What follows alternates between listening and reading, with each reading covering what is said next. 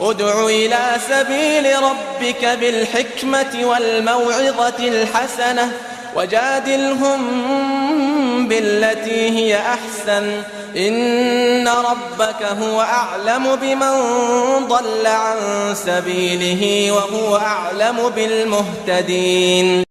السلام عليكم ورحمة الله وبركاته. الحمد لله رب العالمين الرحمن الرحيم مالك يوم الدين أشهد أن لا إله إلا الله وحده لا شريك له وأشهد أن محمدا عبده ورسوله أما بعد. قال الله تبارك وتعالى في كتابه الحميد أعوذ بالله السميع العليم من الشيطان الرجيم من همزه ونفخه ونفسه بسم الله الرحمن الرحيم نون والقلم وما يسطرون. وقال النبي صلى الله عليه وسلم إن أول ما خلق الله القلم فقال له اكتب قال ما اكتب قال اكتب ما هو كائن إلى الأبد.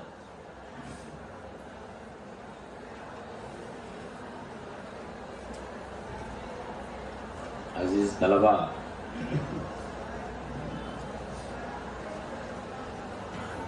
آپ لوگ یہاں پر اپنے بیٹھنے کا مقصد جانتے اور سمجھتے ہیں.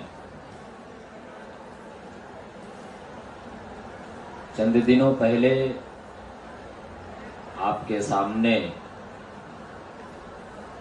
فضیلت الشیخ عبدالباری جامعی مدنی حفظہ اللہ نے مقالہ نویسی کے تعلق سے بہت ساری باتیں آپ کے سامنے عرض کی ہیں. اس لیے میں مقالہ نگاری کی یا مضمون نویسی کی اہمیت کے بارے میں گفتگو نہیں کروں گا. آپ نے سن لیا ہے شیخ کی زبانی مقالے لکھنے کی یا مضمون نگاری کی اہمیت کیا ہے. اللہ کے نبی صلی اللہ علیہ وسلم نے بھی اس کا اہتمام کیا ہے، آپ نے سنا ہے یہ بات. اس لیے میں اس کی اہمیت کے پیچھے نہیں پڑتا، بلکہ اپنے علم کے مطابق چند باتیں آپ کے سامنے عرض کرنے کی کوشش کروں گا.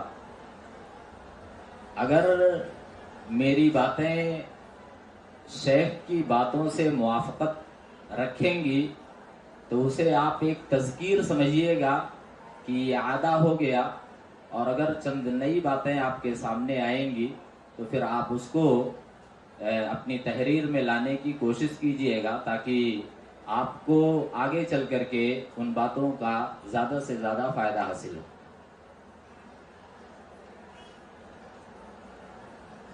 سب سے پہلی بات تو یہ ہے کہ مقالہ اور تحریر یہ دونوں عربی کے الفاظ ہیں لیکن اردو میں بھی مستعمل ہیں.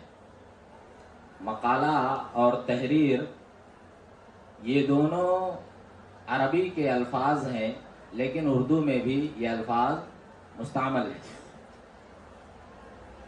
تحریر کہتے ہیں کسی چیز کو نوکے قلم پر لانے کو، لکھنے کو تحریر کہا جاتا ہے. اور مقالہ جو ہوتا ہے گفتگو اور بات کو مقالہ کہا جاتا ہے. گفتگو اور بات کو مقالہ کہا جاتا ہے. لیکن اصطلاح میں اگر مقالے کی تعریف دیکھی جائے تو علماء نے مقالے کی جو تعریف بیان کی ہے وہ یہ ہے کہ کسی بھی خاص موضوع پر علمی، تحقیقی، ادبی اور اخلاقی انداز میں حقائق کے ساتھ درست تحریری اظہار کو مقالہ کہا جاتا ہے. تحقیقی، ادبی، اخلاقی اور علمی انداز میں حقائق کے ساتھ درست تحریری اظہار کو مقالہ کہا جاتا ہے. یہ مقالے کی تعریف ہے. یہ مقالہ جو لکھا جاتا ہے یہ تحقیقی بھی ہوتا ہے، تنقیدی بھی ہوتا ہے، ادبی بھی ہوتا ہے، اور اخلاقی زبان بھی اس کے لکھنے میں استعمال کی جاتی ہے۔ اخلاقی زبان اگر تنقید بھی انسان لکھ رہا ہے تو اس میں بھی اخلاقی زبان ہو، تحقیق لکھ رہا ہے تو بھی اخلاقی زبان ہو، ادب کی زبان اس میں استعمال کی جاتی ہے۔ اور مقالے کے اندر جو بحث اور تحقیق پیش کی جاتی ہے اس کا انداز عالمانہ ہوتا ہے، اس کا انداز عالمانہ ہوتا ہے۔ ایسا نہ ہو کہ آپ ایسے الفاظ میں اپنا مقالہ لکھ کر کے پیش کر دیں کہ پتہ ہی نہ چلے کہ آپ پڑھے لکھے ہیں۔ عالمانہ انداز میں، وہ عام تحریر نہیں ہوتی۔ عام تحریر جو عام لوگوں کے لیے لکھی جاتی ہے اس کا انداز الگ ہوتا ہے، اور یہ مقالہ وغیرہ جو ہوتا ہے یہ خاص لوگوں کے لیے لکھی جاتی ہے اور اس سے خاص ہی لوگ مستفید ہو سکتے ہیں، اس لیے اس کا خیال کرنا چاہیے۔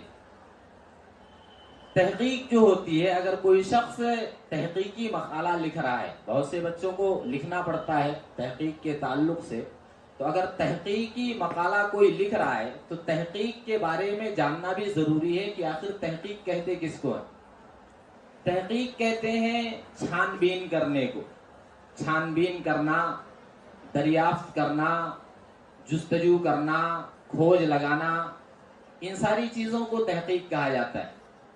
کوئی چیز ڈھونڈ کر کے آپ لائے، جستجو کر کے لائے، دریافت کرے، چھان بین کے بعد آپ کو کوئی چیز ملی تو اسے تحقیق کہتے ہیں۔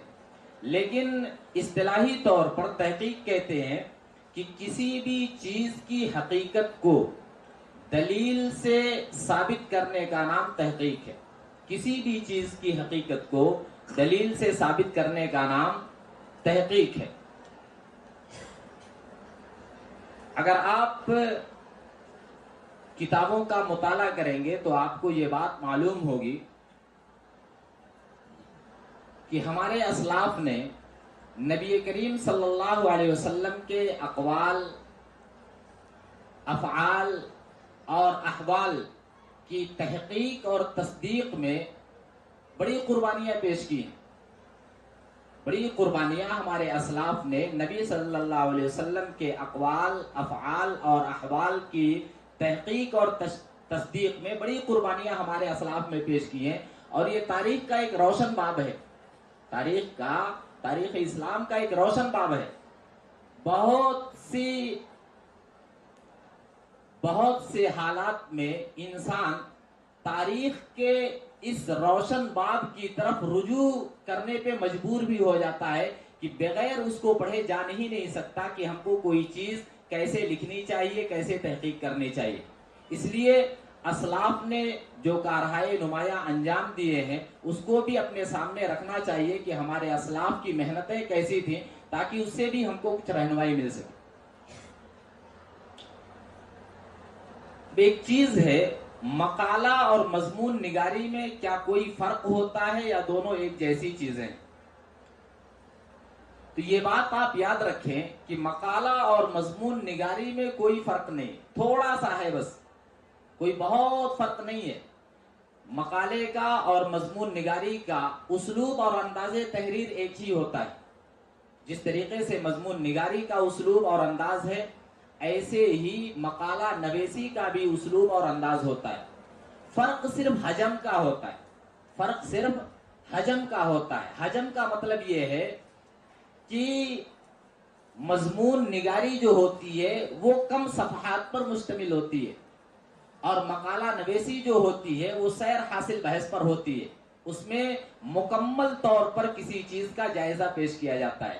تو مقالہ کا حجم بڑا ہوتا ہے اور مضمون نگاری کا حجم چھوٹا ہوتا ہے۔ مضمون نگاری 1 صفحہ، 2 صفحہ، 4 صفحہ، 10 صفحہ اتنے میں ہو جاتا ہے، لیکن مقالہ جو ہوتا ہے اس کے لیے جامعات کے اندر طے کیے جاتے ہیں کہ کتنی صفحے کا مقالہ لکھنا ہے۔ جیسے آپ کو لکھنا ہو تو آپ کو بھی مکلف بنایا ہوگا لوگوں نے کہ 20 صفحہ لکھیے، 25 صفحہ لکھیے، 30 صفحہ لکھیے۔ اس طریقے سے کوئی 50 صفحے لکھواتا ہے، کوئی 100 صفحے، کوئی 200 صفحے۔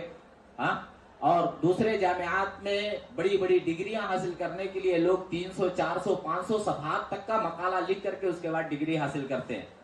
تو یہ جامعہ کی طرف سے جو ذمہ داری دی جاتی ہے، اس ذمہ داری کو سامنے رکھ کر کے طالب علم اپنے مقالے کو لکھتا ہے. تو مقالہ اور مضمون نگاری میں کوئی بہت بڑا فرق نہیں ہے، صرف حجم کا فرق ہوتا ہے. مضمون چھوٹا ہوتا ہے اور مقالہ بڑا ہوتا ہے. مقالہ کئی صفحات پر مشتمل ہوتا ہے. ایک اور بات، کامیاب مقالہ نگاری کے عوامل کیا ہوتے ہیں؟ شیخ نے بھی ہو سکتا ہے بتایا ہو کہ ایک کامیاب مقالہ نگاری کے اسباب کیا ہے، عوامل کیا ہیں. ہو سکتا ہے شیخ نے بتایا ہو، میں بھی بولتا ہوں، تذکیر ہو جائے گی، یاد دہانی ہو جائے گی، پھر سے آپ کے ذہن میں وہ چیز راسخ ہو جائے گی. لیکن کامیاب تحقیق کے عوامل یا کامیاب مقالہ نگاری کے اسباب اور عوامل کیا ہو سکتے ہیں؟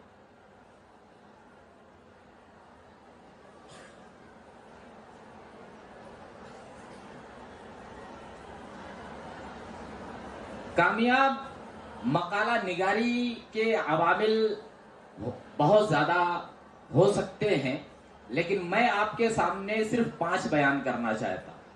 کامیاب مقالہ نگاری کے جو عوامل ہوتے ہیں وہ اہم 5 ہی ہیں، اس لیے میں 5 کا تذکرہ کرتا ہوں. ہو سکتا ہے کتابوں میں اور بھی مل جائے. پہلی چیز کیا ہے؟ وسعت مطالعہ. وسعت مطالعہ ایک کامیاب مقالہ نگار کا پہلا اور بنیادی عنصر یہ ہے کہ مقالہ نگار کا مطالعہ وسیع ہو. بار بار اسے پڑھنا چاہیے، بار بار کتابوں کی ورق گردانی کرنی چاہیے. جو بھی کتابیں اٹھائے اس کو غور سے پڑھنے کی کوشش کرنی چاہیے، زیادہ سے زیادہ پڑھنے کی کوشش کرنی چاہیے. کیونکہ اگر مقالہ نگار کا مطالعہ قلیل اور کم ہے، اگر مقالہ نگار کا مطالعہ قلیل اور کم ہے تو پھر وہ اپنی کم علمی کی وجہ سے بہت سی ایسی چیزیں اپنے مقالے میں داخل کر دے گا جو مضحکہ خیز بن جائیں گے. لوگ پڑھ کر کے ہنسیں گے، لوگ پڑھ کر کے اس کو ہنسیں گے. اس لیے ایک کامیاب مقالہ نگاری کے لیے مطالعہ ازحد ضروری ہے. آپ یہ نہ سمجھیں کہ میں درسیات کو پڑھ کر کے ماہر ہو گیا، میں عالم ہو گیا، مجھے اب ضرورت نہیں ہے. ایسا نہیں، یہ سوچ غلط ہے، یہ سوچ غلط ہے. کبھی بھی درسیات کو پڑھ کر کے کوئی بہترین عالم اور علامہ نہیں بنتا ہے. بہترین عالم اور علامہ بننے کے لیے کتابوں کی ورق گردانی کرنی پڑتی ہے، بہت ساری کتابوں کا مطالعہ کرنا پڑتا ہے، تب علم میں پختگی آتی ہے اور علم میں اضافہ ہوتا ہے، علم میں نکھار آتا ہے. اگر درسیات پڑھ کر کے آپ نے اکتفا کر لیا تو آپ ایک صفحہ نہ تو لکھ پائیں گے اور نہ ہی کسی کتاب کا ایک صفحہ صحیح سے حل کر پائیں گے. نہیں ہو سکتا ہے ایسا.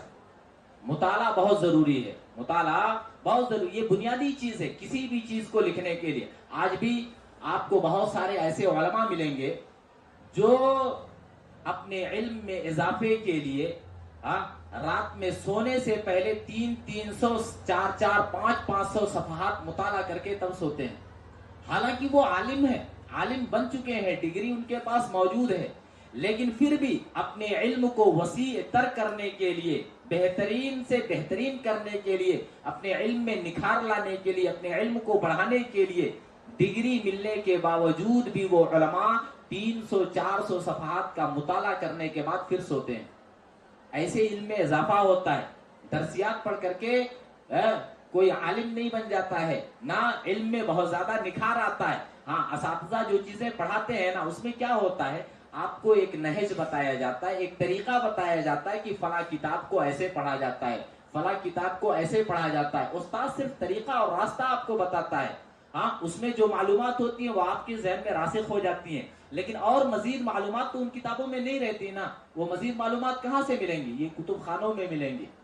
اس لیے کتب خانوں میں بار بار آنا چاہیے، زیادہ سے زیادہ کتابوں کا مطالعہ کرنا چاہیے تاکہ آپ کے علم میں اضافہ ہو سکے. تو مطالعہ بہت ضروری ہے. وسعت مطالعہ بہت ضروری ہے مقالہ لکھنے کے لیے، ورنہ ایک صفحہ لکھنے کے لیے آپ تھک جائیں گے کہ میں اپنے الفاظ میں ایک صفحہ کیسے لکھوں، کیونکہ آپ کے پاس علم نہیں ہے تو آپ لکھو گے کیا. شاید آپ نے سنا ہو اسی ماضی قریب کے ایک بہت بڑے عالم دین پاکستان کے رہنے والے علامہ احسان الہی ظہیر شہید رحمۃ اللہ علیہ، کون نہیں جانتا ہے ان کی شخصیت کو، بہت بڑے عالم ہے کہ نہیں، بلکہ لوگ ان کے نام کے سامنے علامہ بھی لکھتے ہیں، علامہ احسان الہی ظہیر۔ انہوں نے اپنی ایک کتاب لکھی البریلویہ نام سے، البریلویہ ان کی ایک کتاب ہے، 200 300 250 300 صفحات پر مشتمل ہوگی، شاید پتلی سی یہاں ہوگی، شاید لائبریری میں آپ کے موجود ہو۔ 300 صفحے کی کتاب لکھنے کے لیے شیخ محترم نے 300 کتابوں کا مطالعہ کیا ہے، تقریباً 300 کتابوں کا مطالعہ کیا ہے۔ اب آپ سوچو، اگر آپ اندازہ لگاؤ تو آپ کو معلوم یہ ہوگا کہ شیخ رحمت اللہ علیہ نے ایک صفحہ لکھنے کے لیے گویا ایک مکمل کتاب کا مطالعہ کیا ہے کہ نہیں؟ اگر 300 صفحات لکھنے کے لیے تقریباً 300 کتابوں کا شیخ نے مطالعہ کیا ہو، تو اگر ہم تقسیم کریں تو بات یہی سمجھ میں آتی ہے کہ شیخ نے ایک صفحہ لکھنے کے لیے مکمل ایک کتاب کا مطالعہ کیا ہے۔ اب اگر ہم ایک صفحہ لکھنا چاہیں تو ہمیں کتنا پڑھنا چاہیے؟ ہمارے پاس تو کچھ بھی نہیں ہے، ہم کو تو اور زیادہ پڑھنے کی ضرورت ہے کہ نہیں؟ اس لیے مطالعہ بہت ضروری ہے۔ اگر مطالعے میں کمی پائی جاتی ہے تو اپنی کم علمی کی بنیاد پر مقالہ نگار مضحکہ خیز باتیں اپنے مقالے کے اندر ذکر کر دے گا، پھر اس کی فضیحت ہو جاتی، رسوائی ہو جاتی، مقالہ اس کا ناکام ہو جاتا، مقالہ اس کا ناکام ہو جاتا، اس کے مقالے کو پذیرائی نہیں مل سکتی ہے۔ اس لیے مطالعہ بہت ضروری ہے، مطالعہ بہت ضروری ہے۔ آپ یہ نہ سمجھو کہ بغیر مطالعے کے ہم لکھ لیں گے، ٹھیک ہے؟ تو مطالعہ بہت ضروری چیز ہے۔ دوسری بات کیا ہے؟ ایک مقالہ نگار کو باریک بین ہونا چاہیے، باریک بینی، ہوشیاری، دانش مندی، دور اندیشی، یہ مقالہ نگار کے اندر ضروری ہے۔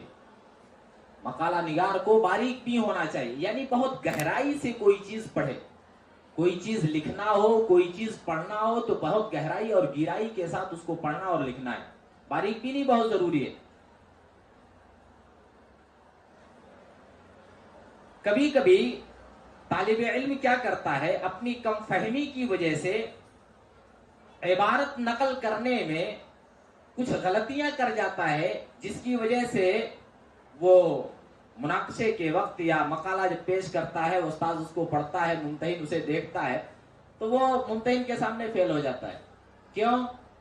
اس لیے کہ کم فہمی کی بنیاد پر اس نے باریک بینی سے کام نہیں لیا، بس عبارتیں جہاں جیسے ملی اس کو منوعاً نقل کرنے پہ دھیان دے دیا ہے، یہ سوچا نہیں کہ یہ عبارت صحیح ہے یا غلط ہے، یا جس عالم نے یہ بات کہی ہے حقیقت میں اسی عالم کی بات ہے یا دوسرے کی ہے، میں جہاں سے نقل کر رہا ہوں یہ کتاب مستند ہے یا نہیں ہے، جہاں سے ملے وہاں سے نقل نہیں، ٹھیک ہے؟ اگر کوئی بات کسی کو ملتی ہے تو وہ اصل کتاب کی طرف رجوع کر کے اور اس کے بعد اس کو نقل کرنے کی کوشش کرے۔ تو باریک بینی بہت ضروری ہے، باریک بینی بہت ضروری ہے، دور اندیشی ہونی چاہیے۔ یہ بات آپ ہمیشہ ذہن میں رکھیں کہ اگر آپ نے مقالے میں کوئی بات لکھ دی ہے تو آپ صرف یہ کہہ کر کے بری ذمہ نہیں ہو سکتے ہیں کہ فلاں کتاب میں مصنف نے ایسے ہی لکھا تھا، میں نے سیم ٹو سیم نقل کر لیا۔ یہ بات کہہ کر کے ایک مقالہ نگار اپنی ذمہ داری سے سبکدوش نہیں ہو سکتا ہے، کبھی بھی بری ذمہ نہیں ہو سکتا کہ فلاں کتاب میں ایسے لکھا تھا اس لیے میں نے لکھ لیا، کتاب میں ایسے ہی لکھا تھا اس لیے میں نے نقل کر لیا، یہ کہہ کر کے کوئی بھی مقالہ نگار بری ذمہ نہیں ہو سکتا ہے، ٹھیک ہے؟ اس لیے باریک بینی سے کام لینا چاہیے، جب تک مقالہ نگار کو اطمینان نہ ہو کہ وہ کوئی بھی بات اپنے مقالے، جب تک مقالہ نگار کو اطمینان نہ ہو تب تک وہ کوئی بھی بات اپنے مقالے کے اندر درج نہ کرے، ٹھیک ہے؟ ایک تیسری چیز ہے حقیقت پسندی۔ ایک تیسری چیز کیا ہے؟ حقیقت پسندی، یعنی کامیاب مقالہ نگاری کے اسباب میں ایک چیز ہے حقیقت پسندی۔ حقیقت پسندی کا مطلب کیا ہوتا ہے؟ جیسے آپ کوئی مقالہ لکھ رہے ہو تو عدل و انصاف سے کام لینا، عدل و انصاف سے کام لینا۔ عدل و انصاف کا مطلب کیا ہے؟ عدل و انصاف کا مطلب یہ ہے کہ جیسے کسی اور نے اس موضوع پہ کوئی بات لکھی ہے، کسی اور نے اس موضوع پہ کوئی بات لکھی ہے، تو آپ یہ کہہ کر کے اس کی رائے کو مسترد مت کیجئے کہ بھئی اس کا جو رجحان ہے وہ میرے رجحان کے خلاف ہے، اس لیے میں اس کی بات کو قبول نہیں کروں گا۔ یہ حقیقت پسندی نہیں ہے۔ آپ اس کی بھی بات سامنے رکھیے، اس کی بھی رائے سامنے رکھیے، اس کے بھی دلائل کو سامنے رکھیے، اور اس کے بعد کتاب و سنت کے دلائل سے جو اقرب الی الصواب ہو آپ اس کو ماننے کی کوشش کیجئے۔ ایسا نہیں کہ میں اس کی بات نہیں مانوں گا اس لیے کہ یہ میرے میلانات کے خلاف ہے، میرے رجحانات کے خلاف ہے، میرے نقطۂ نظر کے خلاف ہے، اس لیے میں نہیں مان سکتا۔ میں جو لکھ رہا ہوں، میں جو کہہ رہا ہوں، یہی بات صحیح ہے۔ نہیں، یہ حقیقت پسندی نہیں ہے۔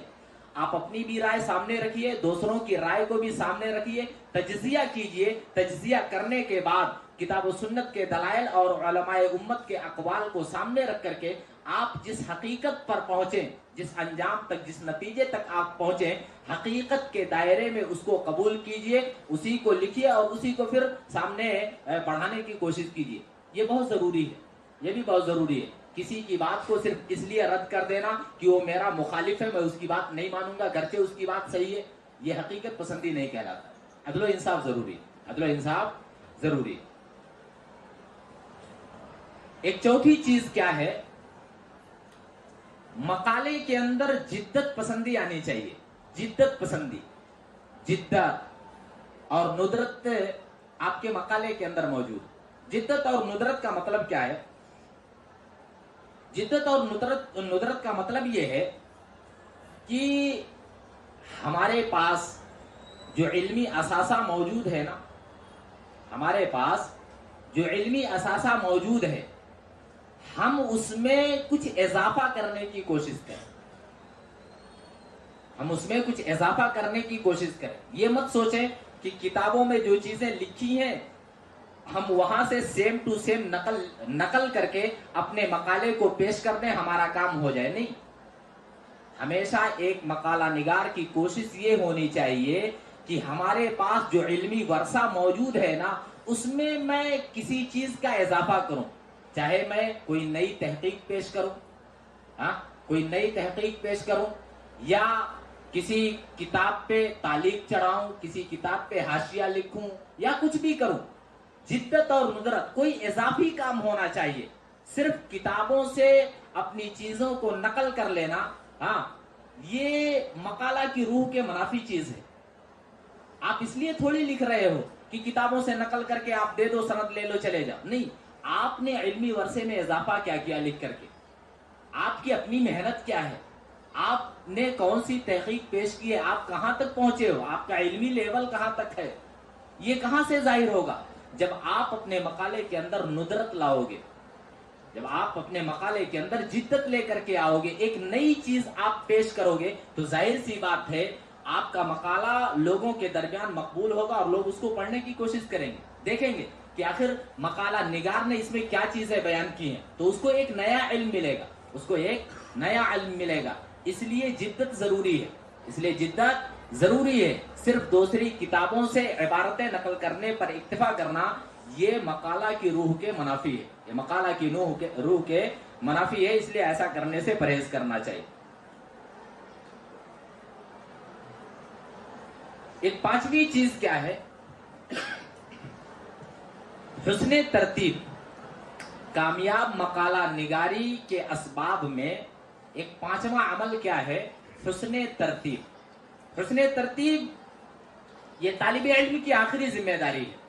حسن ترتیب یہ طالب علم کی آخری ذمہ داری ہے کہ وہ اپنے مقالے کو اس انداز سے ترتیب دے کہ ممتحن بھی متاثر ہو جائے، ممتحن بھی متاثر ہو جائے، اور قاری کے لیے بھی وہ مقالہ جاذب قلب و نظر ہو، مقالہ قاری کے لیے بھی جاذب قلب و نظر ہونا چاہیے، ممتحن بھی متاثر ہو۔ یعنی حسن ترتیب دیکھ کر کے کہ ترتیب بہت اچھی ہے، بہت اچھے انداز سے اس کو مرتب کیا گیا ہے، یہ ساری چیزیں دیکھ کر کے ممتحن بھی خوش ہو جائے، اور جو مقالہ پڑھنے والا ہو اس کا بھی دل و دماغ اس کی طرف مائل ہو جائے۔ اس طریقے سے اپنے مقالے کو ترتیب دینا چاہیے۔ مقالے کی ترتیب میں ہمیشہ ایک طالب علم کے سامنے عسکری قائد کی مثال ہونی چاہیے، عسکری قائد کی مثال ہونی چاہیے۔ ایک کمانڈر ایک کمانڈر جب کہیں جنگ لڑنے کے لیے جاتا ہے تو کیا کرتا ہے؟ فوجوں کو پہلے اچھے سے تیار کرتا ہے، ٹریننگ دیتا ہے، اس کے بعد مقابلے سے پہلے صف در صف ان کو کھڑا کرتا ہے کہ نہیں، کچھ نصیحتیں کرتا ہے. جب کمانڈر کو بالکل یقین ہو جاتا ہے کہ اب ہم لڑ سکتے ہیں اور کامیاب ہو سکتے ہیں، تب جا کر کے وہ حملے کا آغاز کرتا ہے، لڑائی کا آغاز کرتا ہے.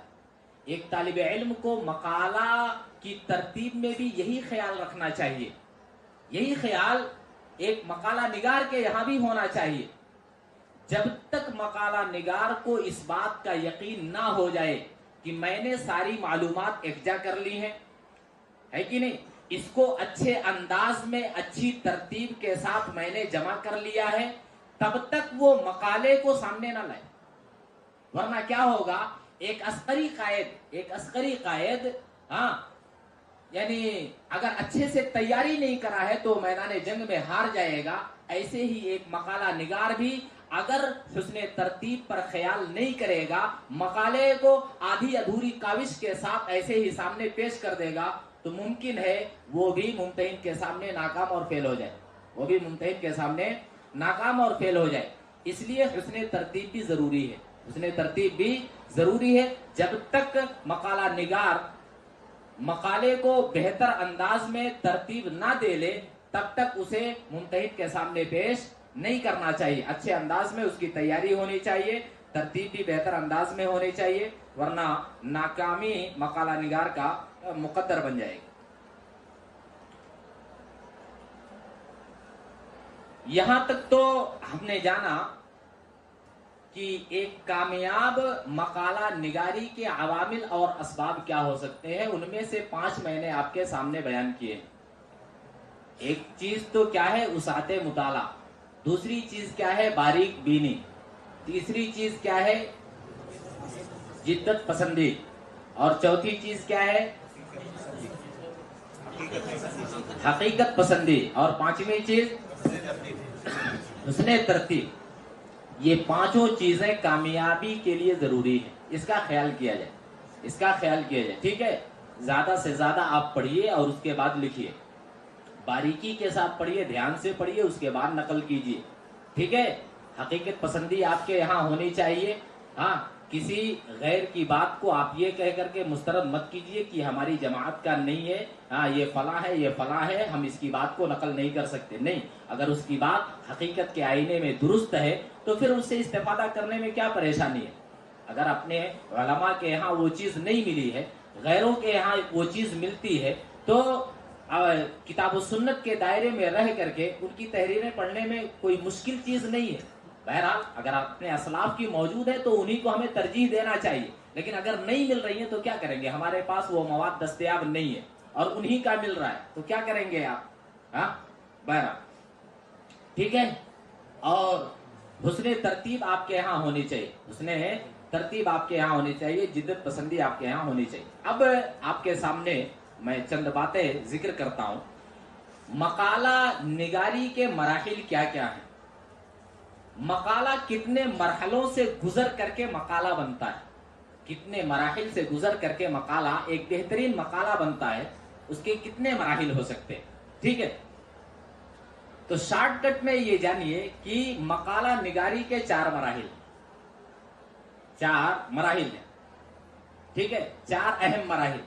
اب بیچ میں ذیلی عنوانات ہو سکتا ہے آتے ہوں، لیکن 4 اہم چیزیں، 4 مراحل ہیں اس کے، جو میں آپ کے سامنے ذکر کر رہا ہوں. پہلی چیز کیا ہے؟ پہلی چیز ہے موضوع کا انتخاب. دوسری چیز ہے خاکہ سازی، جس کو آپ دوسری زبان میں خطۃ البحث کہتے ہو. خاکہ سازی، خطۃ البحث دوسری چیز.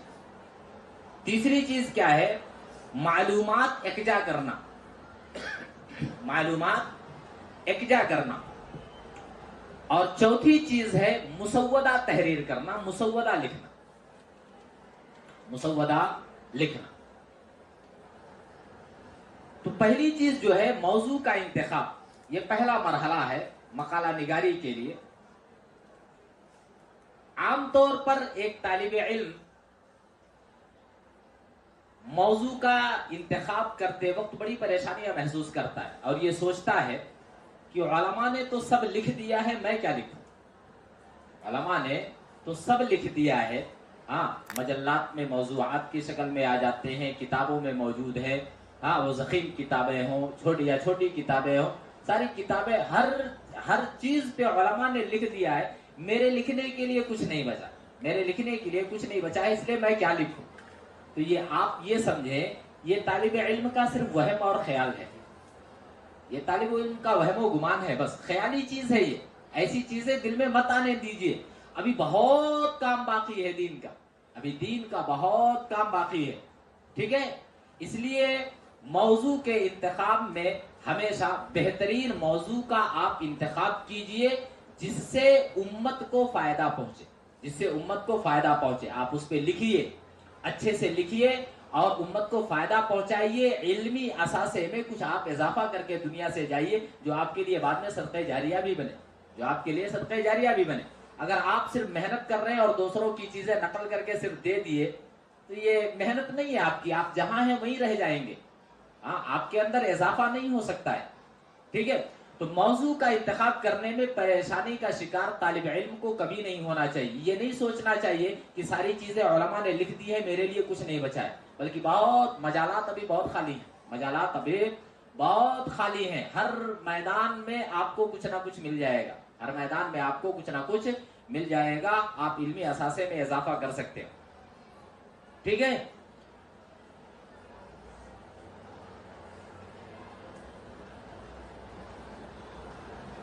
انتخابی موضوع سے پہلے جیسے کبھی کبھی ہوتا کیا ہے، جامعات کے ذمہ داران طے کرتے ہیں کہ فلاں طالب فلاں موضوع پہ لکھے گا، ایسا بھی ہوتا ہے، اور کبھی کبھی اختیار دیا جاتا ہے طلباء کو بھی کہ آپ کس پر لکھنا چاہتے ہیں، اپنی استعداد کے مطابق آپ لکھ کر کے دیجئے، ہم ان میں سے منتخب کر کے کوئی ایک آپ کو دیں گے، ایسا بھی ہوتا ہے کہ نہیں؟ تو اگر طالب کو اختیار ملا ہے، اگر جامعہ نے مکلف کر دیا ہے، تب تو آپ کے لیے کرنا ضروری ہے، واجب ہے کہ نہیں؟ لیکن اگر آپ کے پاس اختیار موجود ہے اور آپ کسی چیز پہ مقالہ لکھنا چاہتے ہیں تو سب سے پہلے آپ اپنے آپ سے 4 سوالات کیجیے، 4 سوالات کیجیے۔ کیا کیا؟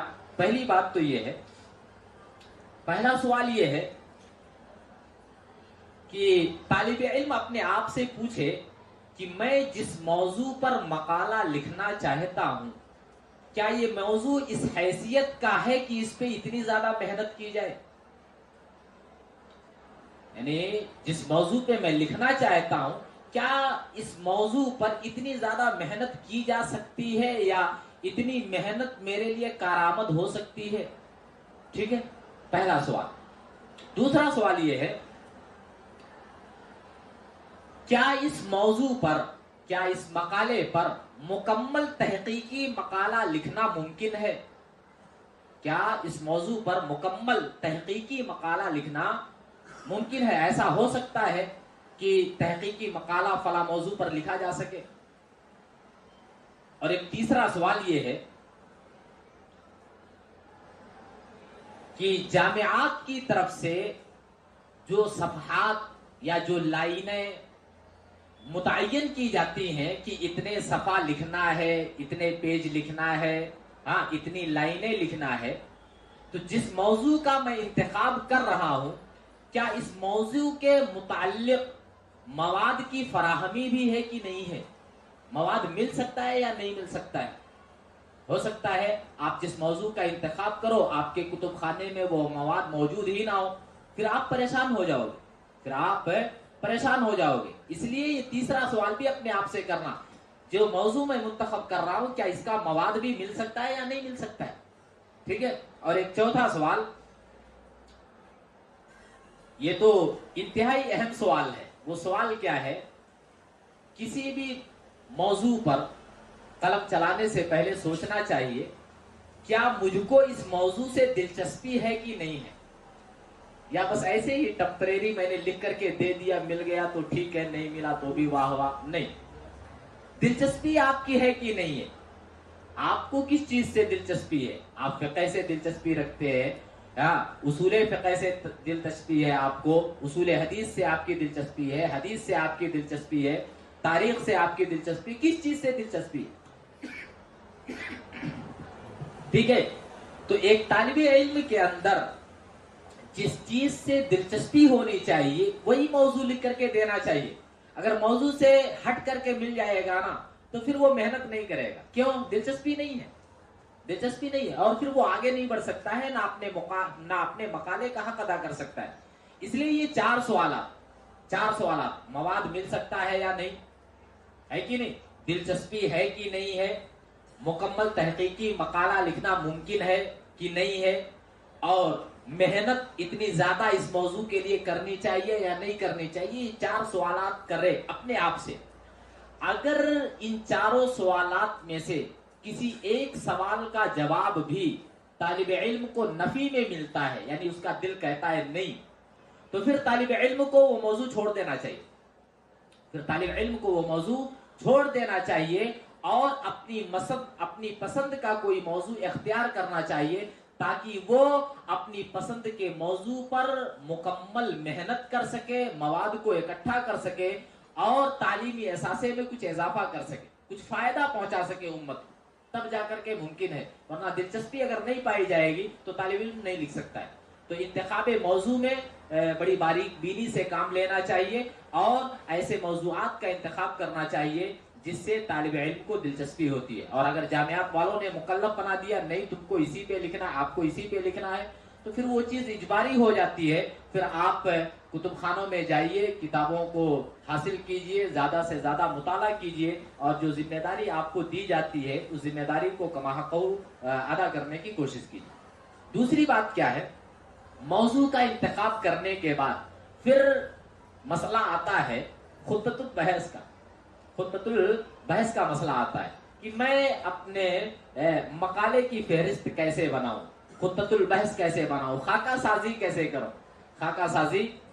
کروں، کیسے مجھے اپنے مقالے کو لکھنا. جس طریقے سے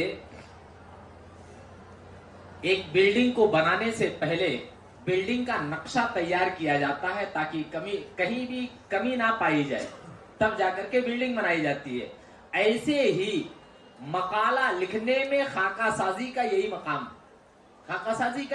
ہے. جب تک آپ خاکہ سازی نہیں کر لیں گے، نقشہ نہیں بنا لیں گے کہ اس ترتیب سے مجھ کو آگے بڑھنا ہے، تب تک آپ مقالہ نہیں لکھ سکتے. آپ اس میدان میں الجھن کا شکار ہو جاؤ گے کہ کیا لکھنا، کیا چھوڑنا، کیسے شروع کرنا، کہاں سے شروع کرنا، کیا لکھنا ہے، کہاں اختتام کرنا ہے، کہاں میری بحث جا کر کے ختم ہو جائے گی. یہ ساری چیزیں سوچ کر کے انسان پریشان ہو جائے گا. اس لیے کیا کرنا ہے؟ خاکہ سازی میں بھی، خاکہ بنانے میں بھی، خطبۃ البحث بنانے میں بھی انتہائی زیادہ احتیاط کے ساتھ طالب علم کو خاکہ سازی کرنی چاہیے.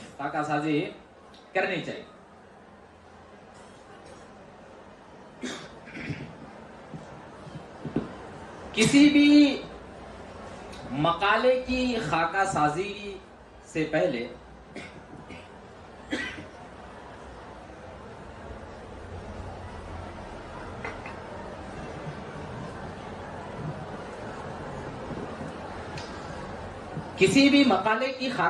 سے پہلے مقالہ نگار اپنے سامنے تین چیزیں متعین کرے.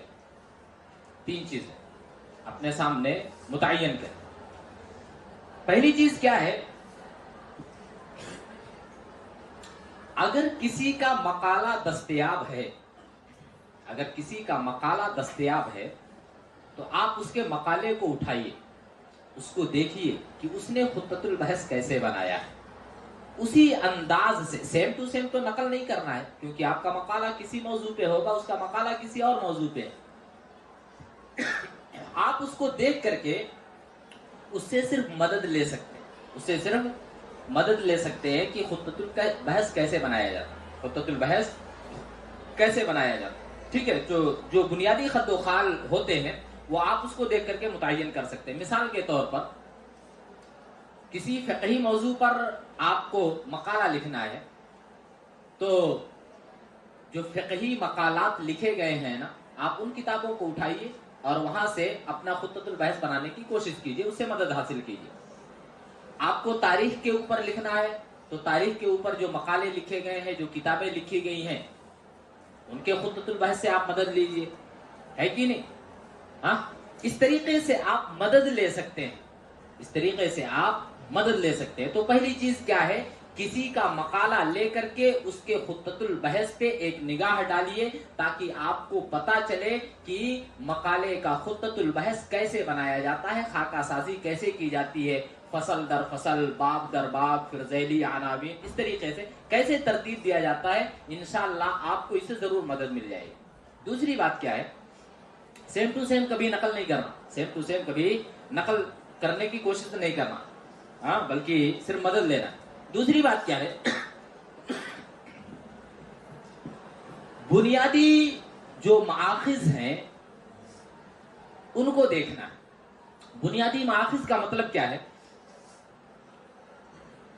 کہ آپ کے موضوع سے متعلق جو بنیادی کتابیں ہیں نا، ان کتابوں کو دیکھیے اور ان سے آپ مدد حاصل کیجئے کہ آپ اپنے خطۃ البحث کو کیسے تیار کر سکتے ہیں۔ بنیادی کتابیں، بنیادی کتابوں کو لے کر کے اس سے مدد حاصل کیجئے اور دیکھیے کہ اس کتاب کو لکھنے میں جو خطہ بنایا گیا ہے کیسے بنایا گیا ہے، اب میرا موضوع کیا ہے، میں خطہ کیسے تیار کروں، اس سے مدد آپ لے سکتے ہیں۔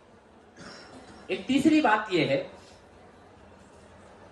کہ ابتدائی کتابوں سے واقفیت کیسے ہوگی، ہم کیسے جانیں گے کہ یہ اس مقالے سے متعلق ابتدائی کتاب ہے۔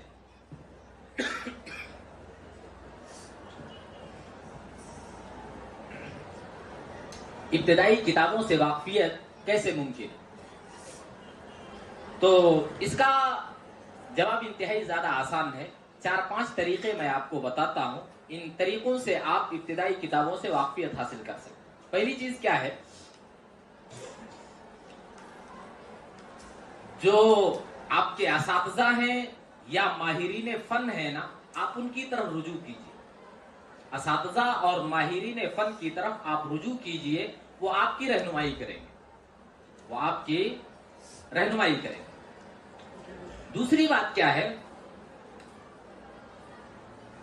کتب خانوں کے جو نگران ہوتے ہیں نا، کتب خانوں کے جو نگران ہوتے ہیں، کتب خانے کی دیکھ بھال کرنے والے، ان کو بھی پتا رہتا ہے، کیونکہ وہ یہاں بیٹھ کر کے صرف مطالعہ ہی کرتے ہیں، ان کا اور کوئی کام نہیں ہے نا، فری رہتے ہیں تو مطالعہ کثرت سے کرتے ہیں۔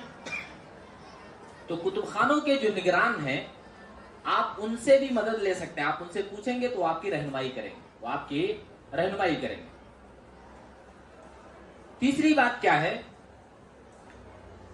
کتب خانوں میں کتابوں کی فہرستیں بنائی جاتی ہیں، ہاں، تو کتب خانوں میں اگر کتابوں کی فہرستیں کہیں لکھی ہوئی جمع کر کے موجود ہیں تو آپ ان فہرستوں کو دیکھیے، فہرست پہ نظر ڈالیے، اس میں آپ کو آپ کے موضوع سے متعلق بہت ساری کتابیں مل جائیں، ٹھیک ہے۔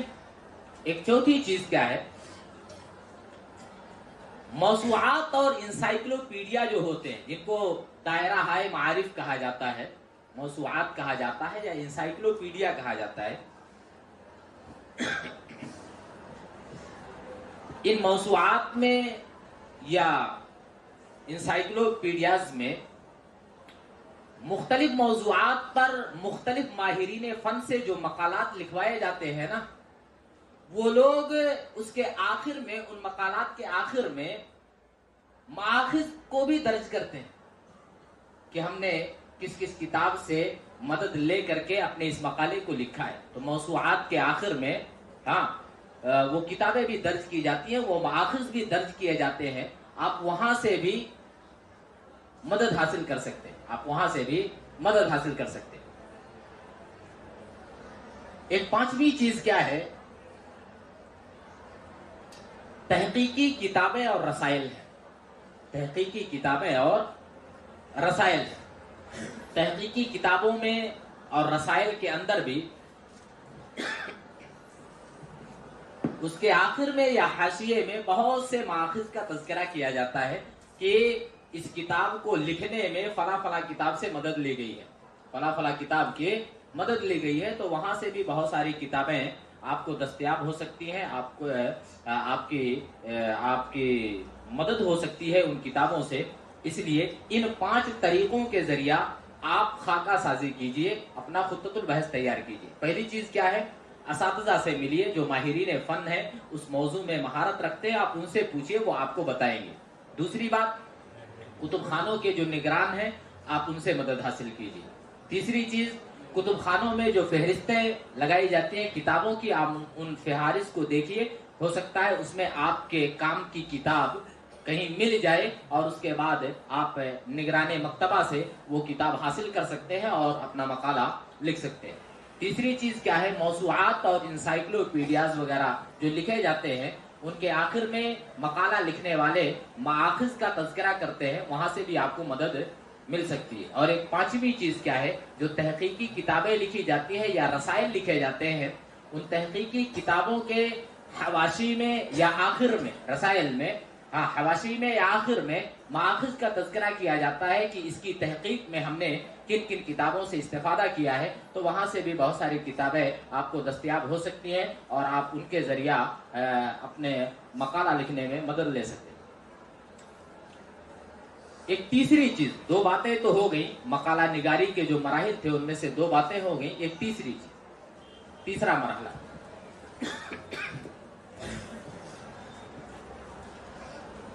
تیسرا مرحلہ ہے معلومات جمع کرنے کا، معلومات جمع کرنے کا مرحلہ۔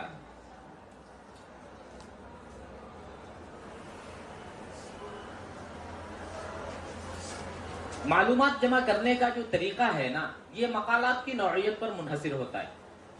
ہم کس نوعیت کا مقالہ لکھ رہے ہیں، اس کے تعلق سے معلومات کیسے اکٹھا کی جائیں گی، وہ مقالے کی نوعیت پر منحصر ہوتا ہے۔ لیکن ایک چیز ہمیشہ یاد رہے کہ معلومات ہمیشہ کتب خانوں سے جمع کرنی چاہیے۔ ایسا نہیں کہ ہم کو کوئی رسالہ مل گیا، کوئی مجلہ مل گیا، بیٹھے بیٹھے ہم نے وہاں سے نقل کیا اور ہم نے کتب خانے تک آنے کی زحمت گوارا نہیں کی۔ نہیں، کتب خانوں سے آپ معلومات کو جمع کریں گے، کتب خانوں سے آپ معلومات کو جمع کریں گے۔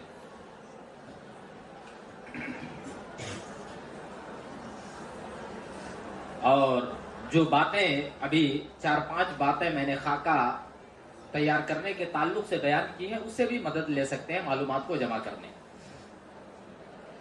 لیکن معلومات جمع کرنے کے چند اصول ہیں، معلومات جمع کرنے کے چند اصول ہیں، ٹھیک ہے؟ ان اصول کا خیال کرنا چاہیے۔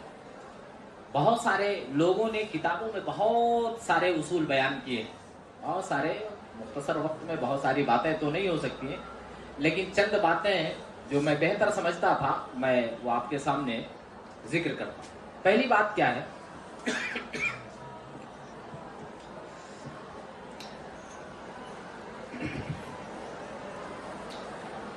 ایک مقالہ نگار کو رتب و یابس جمع کرنے سے اجتناب کرنا چاہیے۔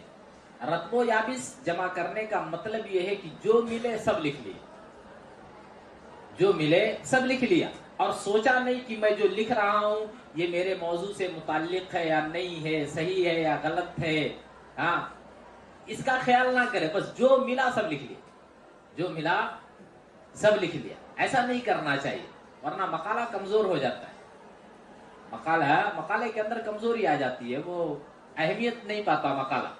رتب و یابس جمع نہیں کرنا چاہیے۔ امام سیوطی رحمۃ اللہ علیہ کے تعلق سے شاید آتا ہے، ان کو حاطب اللیل کہا جاتا ہے۔ حاطب اللیل، جانتے ہو حاطب اللیل کس کو کہتے ہیں؟ رات میں کوئی آدمی جنگل میں اگر لکڑیاں جمع کر رہا ہو تو جیسے لکڑی ہوتی ہے نا، ویسے سانپ بھی ہوتا ہے۔ وہ یہ نہیں سوچے گا کہ میں سانپ کو اپنے جھولے میں ڈال دیا یا لکڑی کو ڈال دیا، سانپ جمع کر کے لے آئے گا نا ایندھن جلانے کے لیے، کیونکہ رات کی تاریکی ہے، اندھیرا ہے، وہ نہیں سمجھا کہ سانپ میں نے اٹھایا ہے یا لکڑی میں نے اٹھایا ہے کہ نہیں؟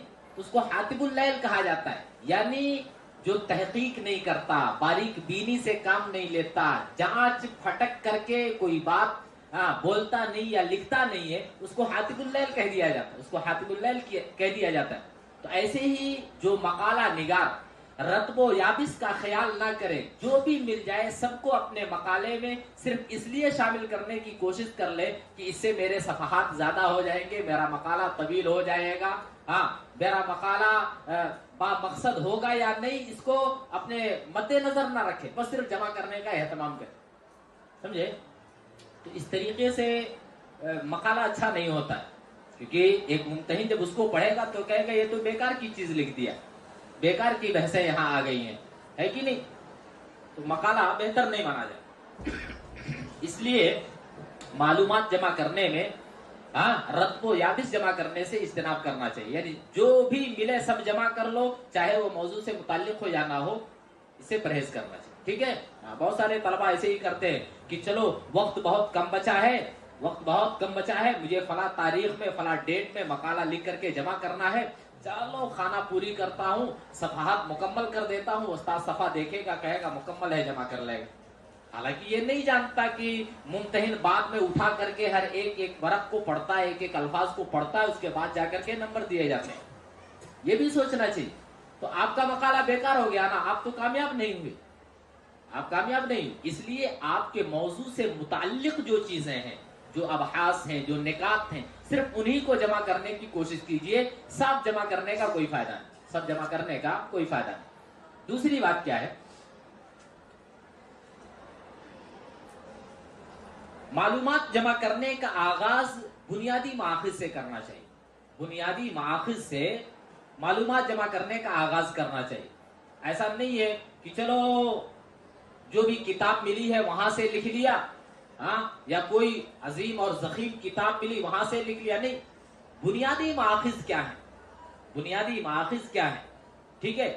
وہاں سے آپ معلومات کو اکجا کریں گے، ہر جگہ سے لکھنے کی کوشش نہیں کرنی چاہیے، ہر جگہ سے جمع کرنے کی کوشش نہیں کرنی چاہیے۔ اب آپ کو کوئی اہم چیز لکھنا ہے، آپ نے لکھ لیا اور حوالہ دے دیا کسی مجلے کا، ہے کہ نہیں؟ یہ چیز غلط نہیں ہے، یہ چیز غلط ہے۔ اس لیے کیا کرنا، ہمیشہ جو بنیادی مآخذ ہے وہاں سے آپ معلومات کو نقل کیجئے اور اس کے بعد اپنے مقالے میں اس کو شامل کیجئے۔ ایک تیسری بات کیا ہے، اپنے موضوع سے متعلق آپ جس کتاب کا بھی مطالعہ کریں نا، اس کی کتابیات پر نظر ضرور ڈالیں۔ کتابیات کا مطلب اس کی فہرست ہے، کتابیات کا مطلب اس کی فہرست ہے۔ اپنے موضوع سے متعلق جس بھی کتاب کا مطالعہ کریں اس کی فہرست ضرور دیکھیں، اس فہرست میں آپ کو اپنے مقالے سے متعلق بہت ساری چیزیں مل جائیں گی، بہت ساری چیزیں مل جائیں گی، پھر آپ انہی چیزوں کو کم ٹائم میں پڑھ سکتے ہیں اور اہم باتیں نوٹ کر سکتے ہیں، اہم باتیں نوٹ کر سکتے ہیں۔ اس لیے کیا کرنا ہے، آپ کو فہرست ضرور دیکھنا ہے، جس کتاب کا آپ مطالعہ کریں اس کی فہرست آپ کے نگاہوں کے سامنے ہونی چاہیے۔ چوتھی چیز کیا ہے،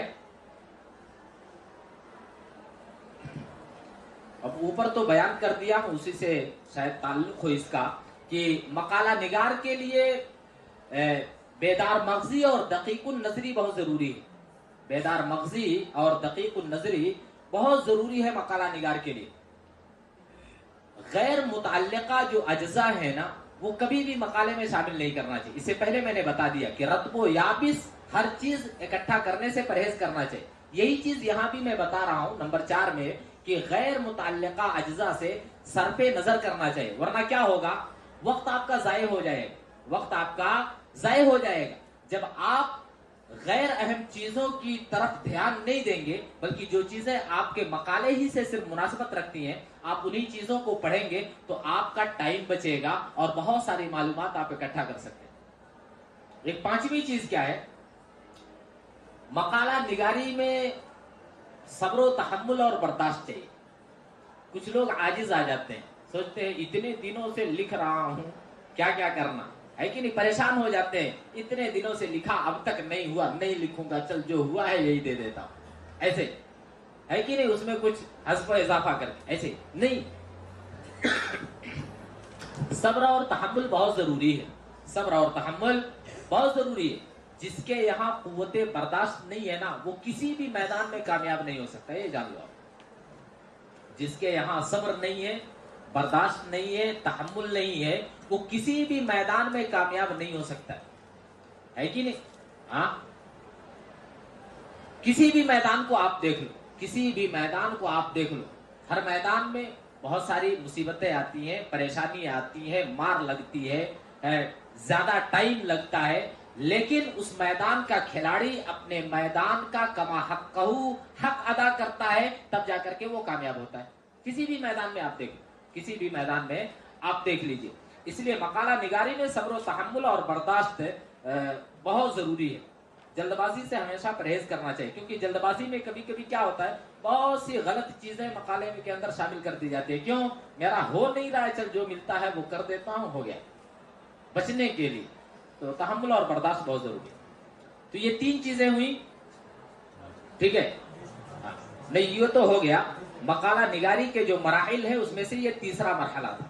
تو یہ معلومات جمع کرنے کے 4-5 اصول تھے جو میں نے آپ کے سامنے ذکر کیا۔ اب آخری مرحلہ کیا ہے؟ چوتھا، مسودہ لکھنا۔ مسودہ لکھنے کا کام، مسودہ لکھنا۔ جب مقالہ نگار کو اطمینان ہو جائے کہ میں نے بقدر کفایت معلومات جمع کر لی ہیں، تو اب کیا کرنا ہے؟ اسے مسودہ لکھنا۔ مسودہ، اصل کاپی نہیں، مسودہ جانتے ہو کس کو کہتے ہیں؟ Rough copy. رف کاپی میں لکھا جاتا ہے نا، پہلے ترتیب سے، ہے نا، اس کے بعد پھر کیا کیا جاتا ہے؟ اصل کاپی پہ لکھا جاتا ہے۔ تو یہ مسودہ ہے۔ تو جب طالب علم کو یا مقالہ نگار کو یا بحث تحقیق کرنے والے کو اس بات کا اطمینان ہو جائے کہ میں نے بقدر کفایت معلومات کو اکٹھا کر لیا ہے، تب جا کر کے وہ کیا کرے گا؟ اب مسودہ لکھنا شروع کرے۔ اب مسودہ لکھنا شروع کرے۔ مسودے میں جو خطۃ البحث ہوگا، جیسے مرکزی عناوین ہیں، فصلیں ہیں، باب ہیں، ذیلی عناوین ہیں، اس طریقے سے لکھتے ہوئے وہ آگے بڑھے گا مسودے میں، ٹھیک ہے؟ معلومات تو اکٹھا کیا ہے، اب ان معلومات کو فصل قائم کر کے لکھنا ہے، باب قائم کر کے لکھنا ہے، مرکزی عنوان کے تحت لکھنا ہے یا ذیلی عنوان کے تحت لکھنا ہے، یہ ساری چیزیں سوچ کر کے پھر اس کو ترتیب دینا، مسودہ تیار کرنا، مسودہ تیار کرنا۔ لیکن مسودہ لکھنے میں چند آداب کا بھی خیال ہونا چاہیے، چند آداب کا بھی خیال ہونا چاہیے۔ پہلا آداب یہ ہے کہ کوئی بھی مقالہ لکھنے میں یا کوئی بھی تحقیق لکھنے میں کیا کرنا ہے؟ سب سے پہلے معلوم ہے آپ کو مقدمہ لکھا جاتا ہے، مقدمہ۔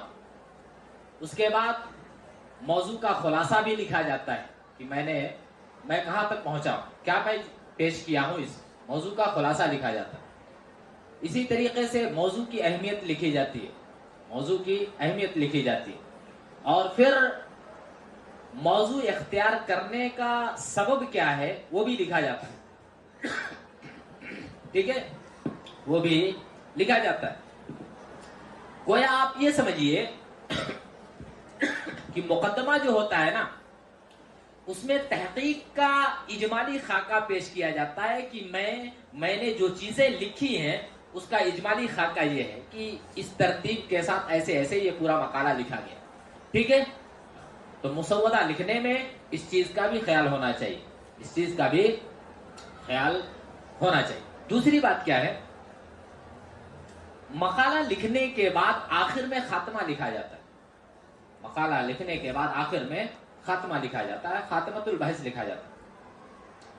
اور خاتمۃ البحث میں مقالے میں جو باتیں پیش کی گئی ہیں ان افکار و نظریات کا نچوڑ لکھا جاتا ہے۔ مقالے کے اندر جو باتیں لکھی گئی ہیں نا، ان تمام افکار کا اور نظریات کا نچوڑ پیش کیا جاتا ہے خاتمے کے اندر، ٹھیک ہے؟ بہت سارے لوگ حیران و پریشان رہتے ہیں، بولتے ہیں خاتمے میں کیا لکھنا، تو مقدمے میں کیا لکھنا، بار بار آ کر کے سوال کرتے ہیں۔ تو خاتمے میں جو ہوتا ہے وہ پوری بحث کا خلاصہ، نچوڑ پیش کیا جاتا ہے کہ آپ کہاں تک پہنچے، اس میں جو باتیں ہیں آپ نے پیش کی ہے، آپ کی تحقیق کہاں تک پہنچی ہے، آپ کس نتیجے پر پہنچے ہیں، وہ خاتمے کے اندر پیش کیا جاتا ہے۔ ایک تیسری بات کیا ہے؟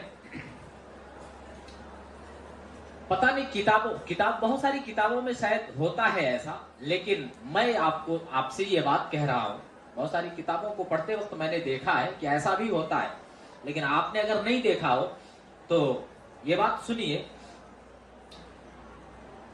کوئی بھی نئی فصل یا نئے باب کو قائم کرنے سے پہلے ایک مختصر سا مقدمہ لکھیے کہ اس نئی فصل یا نئے باب میں کون سی چیزیں لکھنے جا رہا ہوں، ایک خاکہ آ جائے سامنے۔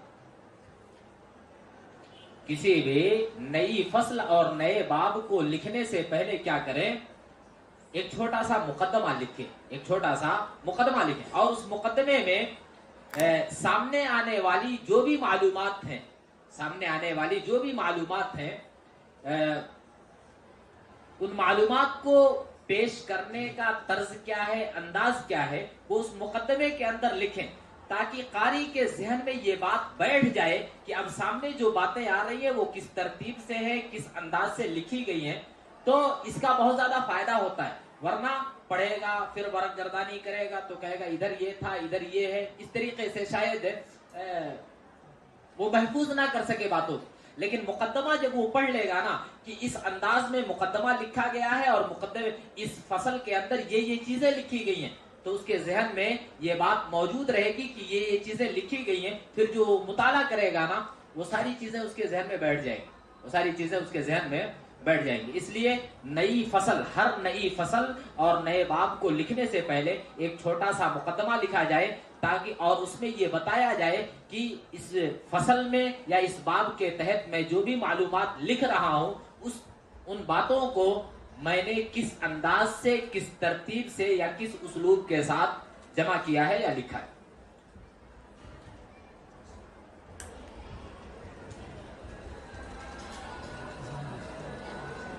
ایک چوتھی چیز کیا ہے،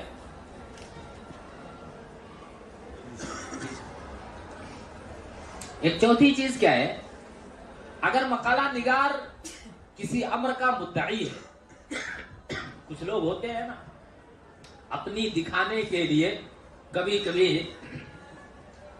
لکھ دیتے ہیں، حالانکہ یہ مطلب عالمانہ طرز تحریر نہیں ہے، اس سے بچنا چاہیے۔ اگر مقالہ نگار کسی امر کا مدعی ہے تو اس کے لیے دلیل پیش کرنا لازم ہے، صرف دعویٰ نہیں چلتا، آپ جو بات کہہ رہے ہو اس کی دلیل پیش کرو۔ اگر مقالہ نگار کسی امر کا مدعی ہے تو وہ کیا کرے گا، دلیل پیش کرے گا، اس کے لیے دلیل پیش کرنا لازم اور ضروری ہے۔ اور اگر صرف ناقل ہے کہ فلاں کتاب سے اس چیز کو نقل کر لیا ہے تو مکمل حوالہ بھی دینا ضروری ہے، ایسا نہیں ہے کہ آپ اس میں خیانت کر جاؤ، مکمل حوالہ دینا بھی ضروری ہے، ٹھیک ہے، مکمل حوالہ دینا بھی ضروری ہے اگر صرف ناقل ہے تو۔ اور ایک پانچویں بات کیا ہے، جو بھی چیزیں آپ لکھیں گے نا مسودے کے اندر، مسودے ہی کی بحث چل رہی تھی، تو مسودے میں جو بھی چیزیں آپ لکھیں گے، جب آپ کا مسودہ مکمل ہو جائے گا نا تو اس کی نظر ثانی ضرور کریں۔ ایسا نہیں ہے کہ اب لکھ لیا ہو گیا ہے اب صرف نقل کرنا ہے، نہیں، اس کی نظر ثانی کرنا ہے، پروف ریڈنگ کرنا ہے، تاکہ لغوی غلطیاں ہوں، املائی غلطیاں ہوں، یا کوئی بھی غلطی ہو، ہاں اس غلطی کو ہم مٹا سکیں، ہاں، اور ساری چیزوں کو صحیح کر کے بہتر انداز میں لوگوں کے سامنے پیش کر سکیں یا ممتحن کے سامنے پیش کر سکیں۔ نظر ثانی ضرور کرنا چاہیے۔ طلبہ کیا کرتے ہیں، ایک تو شروع میں کھیلتے ہیں، کودتے ہیں، ٹائم ضائع کرتے ہیں، جب وقت قریب آتا ہے کہ اب لکھنا ہے تو پھر محنت ان کی شروع ہوتی ہے، نتیجہ کیا ہوتا ہے، اس جلد بازی میں پروف ریڈنگ نہیں ہو پاتی، جو نقل ہوتا ہے، جو رف ہوتا ہے، اسی کو اصل بنا کر کے دے دیا جاتا ہے۔ علماء جب اس کو پڑھتے ہیں تو بہت ساری غلطیاں سامنے آتی ہیں، املے کی غلطی ہوتی ہے، ہاں ہے کہ نہیں، املے کی غلطی ہوتی ہے یا کسی بھی چیز کی بہت ساری غلطیاں پائی جاتی ہیں، اس لیے اس کا احتیاط کرنا چاہیے۔ اس سے کیا ہے، مقالے کی اچھائی جو ہے نا وہ کمزور پڑ جاتی ہے۔ آپ نے لکھا کیا، اتنی محنت کر کے آپ کو لکھنا ہی نہیں آتا ہے، فائدہ کیا ہے اس سے، ہاں، تو املے پہ بھی بہت سارے نمبرات چلے جاتے ہیں، املے پہ بھی بہت سارے نمبرات چلے جاتے ہیں، اس لیے املے کی غلطی ہو، لغوی غلطی ہو یا علمی غلطی ہو، ہر چیز کا خیال کرنا چاہیے۔ ایک اور چیز، اختصار کے ساتھ کچھ چیزیں اور بولتا ہوں. اذان ہو گئی ہے. صبر گیا. مقالہ لکھنے میں یا کوئی تحقیقی مضمون لکھنے میں زبان کا اسلوب کیا ہونا چاہیے، یہ بھی ضروری ہے. اس کے بھی چند آداب ہیں، بہت سارے ہیں لیکن ایک دو وقت کی تنگی کی وجہ سے ذکر کرتا ہوں. پہلی چیز کیا ہے، متکلم کی ضمیر استعمال کرنے سے پرہیز کرنا چاہیے. متکلم کی ضمیر کا مطلب یہ ہے مقالہ نگار لکھے میں کہتا ہوں، یہ میری رائے ہے، یہ میرا نظریہ ہے. یہ چیز غلط ہے، یہ چیز غلط ہے. اس سے غرور و تعلی کا اظہار ہوتا ہے، غرور و تعلی کا اظہار ہوتا ہے. میں نے قلت، میں کہتا ہوں، میری یہ رائے ہے. اس طریقے سے نہیں کہنا چاہیے، بلکہ کیا کہنا چاہیے کہ مقالے کی تحقیق میں میں اس نتیجے پر پہنچا ہوں، مقالے کی تحقیق میں میں اس نتیجے تک پہنچا ہوں. بقیہ ہو سکتا ہے آپ کا ذہن اور بہتر ہو، آپ کسی اور نتیجے پر بھی پہنچ جاؤ. لیکن جب کہہ دے کہ نہیں میں کہتا ہوں، اس کا مطلب ایسا لگتا ہے کہ یہ علم کی انتہا ہے. یہاں غرور و تعلی نظر آتی ہے، یہاں غرور و تعلی نظر آتی ہے. اس لیے متکلم کی ضمیر استعمال کرنے سے پرہیز کرنا چاہیے. ٹھیک ہے. دوسری بات کیا ہے، عجب اور خود پسندی کے اسلوب سے بھی مقالہ نگار کو بچنا چاہیے. ٹھیک ہے. یعنی ایسی چیزیں اپنے مقالے کے اندر تحریر نہ کریں جس سے اس کے عمل میں، اس کی ذات میں، اس کی محنت اور کاوش میں یا اس کی تحقیق میں پیش آنے والی جو بھی مشکلات ہیں اس میں مبالغہ آرائی آ جائے کہ مطلب میں نے یہاں تک محنت کی ہے، میں اپنے تجربے کی بنیاد پر یہ بات کہہ رہا ہوں. اس طریقے سے یہ بات غلط ہے. خود پسندی نہیں آنا چاہیے. انسان کتنا بھی پڑھ لے ہمیشہ چھوٹا ہی ہے، انسان کتنا بھی پڑھ لے ہمیشہ چھوٹا بھی ہے. قرآن میں اللہ رب العالمین نے کہا ہے وَفَوْقَ كُلِّ ذِي عِلْمٍ علیم. آپ سے بھی بڑے بڑے جانکار دنیا میں موجود ہیں، ہم آخری نہیں ہیں.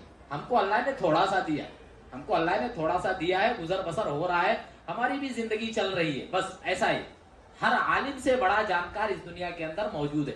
ٹھیک ہے. اس لیے عجب اور خود پسندی سے طالب علم کو مقالہ نگار کو پرہیز کرنا چاہیے. ایک اور بات، تمسخرانہ انداز اور رقیق الفاظ کے استعمال کرنے سے بھی پرہیز کرنا چاہیے. مقالہ لکھنے میں کسی کا مذاق اڑانے کا انداز آپ کی تحریر میں نہ پایا جائے، ہے کہ نہیں. جیسے اب آپ کو کسی کے اوپر تنقیدی بحث لکھنا ہے کہ نہیں، تو تنقید میں سامنے والا مخالف ہو جاتا ہے. اب آپ ایسے الفاظ لکھو کہ سامنے والے کا استہزاء ہو جائے، مذاق ہو جائے، ہے کہ نہیں، ہے نا. ایسے جملے استعمال نہیں کرنا چاہیے، ایسے جملے استعمال نہیں کرنا چاہیے. ایک اور بات ہے، اب تحقیق یا مقالہ لکھنے میں ہم کیا کرتے ہیں، علماء کی عبارتوں کو، کتابوں سے کچھ عبارتیں اپنے مقالے کے اندر درج کرتے ہیں، ہے کہ نہیں. ہماری ساری کوششیں تھوڑی ہوتی ہیں، ہم کچھ چیزیں اپنی سمجھ کے مطابق لکھتے ہیں اور کچھ چیزیں کیا ہے علماء نے جو لکھی ہیں ہمارے موضوع سے متعلق، ہم ان کی باتوں کو اپنے یہاں نقل کرتے ہیں، ہم صرف ناقل ہوتے ہیں، ہے نا. تو عبارات کا اندراج جو کر رہے ہیں ہم، اس کے بھی چند آداب ہیں جس کا خیال کرنا چاہیے، اس کا بھی خیال کرنا چاہیے. چند آداب ہیں اس کے. پہلی چیز کیا ہے، اقتباس کردہ جو آیت ہے یا حدیث ہے، اقتباس کردہ جو آیت یا حدیث ہے اس کو ہمیشہ واوین کے اندر یا مخصوص قوسین کے اندر لکھنا چاہیے. واوین یعنی کاما، انورٹڈ کاما کے اندر اس کو لکھنا چاہیے، یا پھر مخصوص قوسین ہوتا ہے جس میں ہم قرآن کی آیات یا حدیثوں کو لکھتے ہیں تاکہ امتیاز رہے. البتہ اگر آیات کا آپ حوالہ لکھتے ہیں نا، تو حوالہ لکھنے کا طریقہ کیا ہے، پہلے قرآن کی آیت لکھیں گے قوسین، ٹھیک ہے. حوالہ جب لکھیں گے، مان لیجئے سورۃ البقرہ کی کوئی آیت آپ نے لکھی ہے، تو آپ لکھیے سورۃ البقرہ، اس کے بعد لکھیے 2 نمبر، یعنی دوسرا پارا ہے نا، دوسرا پارا دوسری سورت ہے، چلو سورت البقرہ دوسری سورت، میں پارا بول رہا ہوں دوسری سورت ہے، تو 2 نمبر لکھیے، اور اس کے بعد پھر آیت نمبر لکھیے، اس کے بعد پھر آیت نمبر، تو سورت البقرہ سورت نمبر 2 آیت نمبر فلاں، اس طریقے سے قرآن کا حوالہ لکھیے۔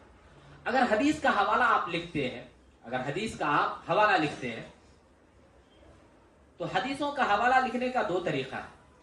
مان لیجئے آپ نے بخاری کی کوئی حدیث لکھی، صحیح بخاری سے کوئی حدیث آپ نے نقل کی، تو اس کا پہلا طریقہ کیا ہے، کتاب کا نام لکھیں، کتاب کا نام، کتاب کے نام سے مراد ہے یہ صحیح البخاری وہ کتاب، اور پھر جس کتاب سے آپ نے وہ حدیث لکھی ہے اس کتاب کا نام۔ مان لیجیے کتاب العلم سے آپ نے لکھا تو کتاب العلم، اس کے بعد باب فلاں، باب و فضل العلم مان لیجیے ہو گیا، ٹھیک ہے، تو باب، اور اس کے بعد اگر وہ کتاب جلدوں میں ہے تو جلد نمبر اور صفحہ نمبر، جلد نمبر اور صفحہ نمبر، اور جلدوں میں جو کتابیں لکھی جاتی ہیں ان کے مطلب جو مطبع ناشر ہوتے ہیں نا وہ الگ الگ ہوتے ہیں، اس لیے صفحات میں یا جلدوں کبھی کبھی فرق آ جاتا ہے، اس لیے مطبع کا بھی اگر آپ خیال کریں تو زیادہ بہتر۔ کہاں سے یہ کتاب چھپی ہے، یعنی جس کتاب سے میں نے استفادہ کیا ہے یہ کتاب کہاں سے چھپی، یہ کتاب کہاں سے چھپی، تو کتاب کا نام، اس کے بعد باب کا نام، جلد نمبر اور صفحہ نمبر، ٹھیک ہے، اور مطبع، ٹھیک ہے۔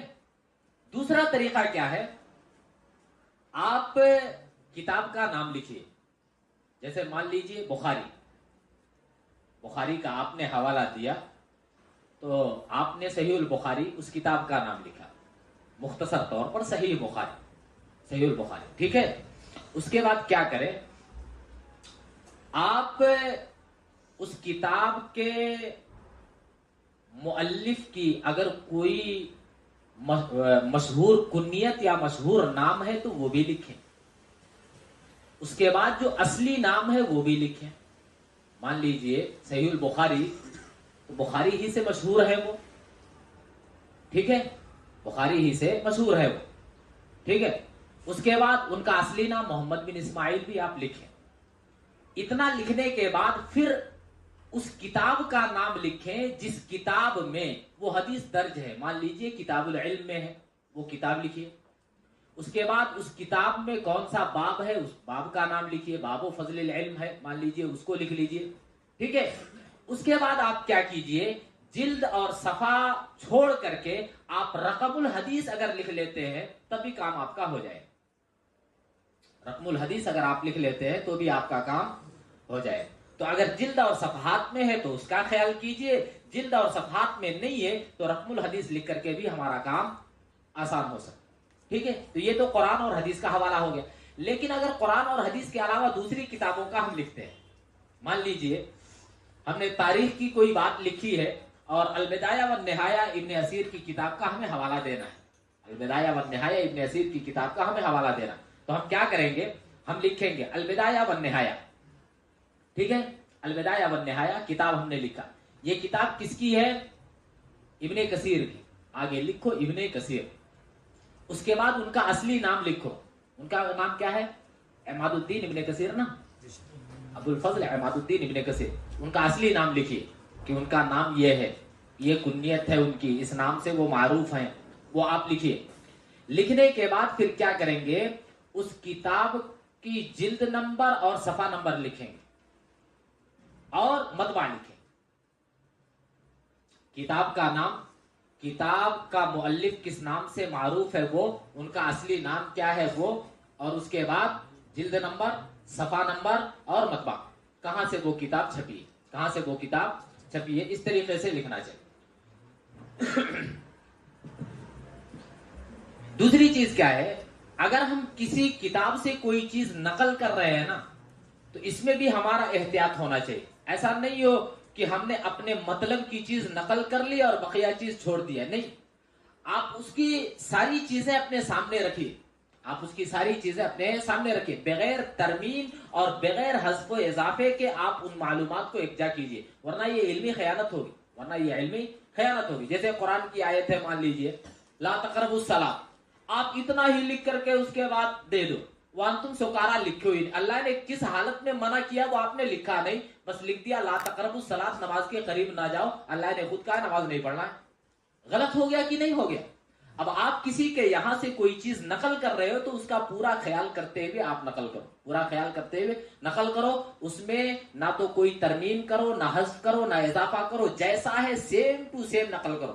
اگر اس میں کوئی غلطی بھی پائی جاتی ہے نا، اگر اس میں کوئی غلطی بھی پائی جاتی ہے تو آپ نقل کرنے کے بعد بیان کر دیجئے فلاں کتاب میں یا اصل کتاب میں ایسے ہی موجود ہے، فلاں کتاب میں ایسے ہی موجود ہے۔ یہ علمی امانت ہے، یہ علمی امانت ہے۔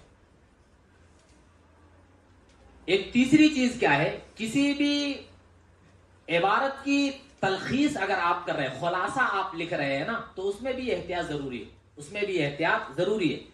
جس چیز کا آپ خلاصہ کر رہے ہیں نا، ہاں، اس کے تعلق سے ساری چیزیں آپ کے ذہن میں ہو، پھر آپ اس کو اختصار کے ساتھ لکھیے، ورنہ ہوتا کیا ہے، ایک پہلو کو لکھ لیا جاتا ہے، دوسرے پہلو کو چھوڑ دیا جاتا ہے، اچھے سے تلخیص نہیں ہو پاتی ہے، اچھے سے تلخیص نہیں ہو پاتی، اس لیے تلخیص میں بھی مطلب وضاحت بہت ضروری ہے، وضاحت بہت ضروری ہے، اور مکمل احتیاط کے ساتھ تلخیص کرنا چاہیے، ورنہ سوء فہم جو ہے، مطلب بری فہم، غلط سوچ ایک طالب علم کے لیے بہت بڑی آفت ہے، جان لیجیے۔ اگر آپ نے غلط سمجھ لیا، غلط تلخیص کر دی، غلط بیانی ہو گئی تو یہ آپ کے لیے مصیبت بن جائے گا، پھر آپ پہ قلم چلائے جائیں گے، اس لیے اچھے سے سمجھنا پھر تلخیص کرنا، ٹھیک ہے۔ ایک آخری بات، نماز ہو رہی ہے، جلدی انشاءاللہ بھاگیں گے۔ ایک آخری بات کیا ہے، ہر مقالہ نگار جن کتابوں سے استفادہ کرتا ہے نا، آخر میں اسے مراجع اور مصادر کا نام لے کر کے ان کتابوں کو نوٹ کرتا ہے، مراجع اور مصادر کا نام لکھ کر کے دے کر کے ان کتابوں کو نوٹ کرتا ہے کہ میں نے اس مقالہ کے لکھنے میں جو بنیادی اور اصلی کتابیں تھیں میری کتابوں سے متعلق، میں نے فلاں فلاں کتابوں سے استفادہ کیا ہے، وہ کتابیں یہ ہیں، مصنف یہ ہے، مطبع یہ ہے، ہاں، اس طریقے سے لکھا جاتا ہے۔ مراجع و مصادر جو ہوتے ہیں نا، یہ دو طرح کے ہوتے ہیں، ایک مراجع اصلیہ ہے، ایک مراجع ثانویہ، مراجع اصلیہ اور مراجع ثانویہ۔ مراجع اصلیہ کا مطلب یہ ہے کہ وہ کتابیں جس میں خصوصیت کے ساتھ اسی موضوع کے متعلق لکھا گیا ہے جس موضوع پہ طالب علم لکھنا چاہتا ہے، مقالہ نگار لکھنا چاہتا ہے۔ مثال کے طور پر فقہی بحث ہے کوئی تو فقہی کی کتاب ہوگی، ہے کہ نہیں؟ حدیث کے تعلق سے لکھ رہا ہے تو حدیث کی کتاب ہوگی، تاریخی مقامات کے تعلق سے لکھ رہا ہے تو تاریخی مقامات سے متعلق کتابیں ہوگی، اس انداز سے، ٹھیک ہے۔ ان کو کیا کہا جاتا ہے؟ مراجع اصلیہ کہا جاتا ہے۔ مراجع اصلیہ بھی پھر دو طرح کے ہوتے ہیں، مراجع اصلیہ بھی دو طرح کے ہوتے ہیں، ایک تو ہوتا ہے خصوصی مراجع اصلیہ اور دوسرا ہوتا ہے عمومی مراجع اصلیہ۔ تو خصوصی مراجع اصلیہ تو ابھی میں نے بتا دیا ہے کہ سیم ٹو سیم، یعنی مقالہ نگار جس موضوع پہ لکھنا چاہتا ہے اسی موضوع کے متعلق ہی وہ کتاب لکھی گئی، اصلاً اسی موضوع سے متعلق لکھی گئی، یہ تو اصلی ہو گئی۔ ہاں، البتہ کبھی کبھی مقالہ لکھتے وقت مان لیجئے آپ کو لغوی معنی بیان کرنا ہے، اصطلاحی معنی بیان کرنا ہے تو لغت کی کتاب آپ اٹھائیں گے، ہے کہ نہیں؟ یا اصطلاحی کی جو کتابیں ہیں آپ اس کو اٹھائیں گے، کوئی آیت لکھنا ہے اس میں کوئی تفسیری نقطہ لکھنا ہے تو آپ تفسیر کی کتاب اٹھائیں گے، ہے کہ نہیں؟ کسی حدیث کے تعلق سے کسی عالم کی تشریح یا قول نقل کرنا ہے تو آپ حدیث کی کتاب اٹھائیں گے۔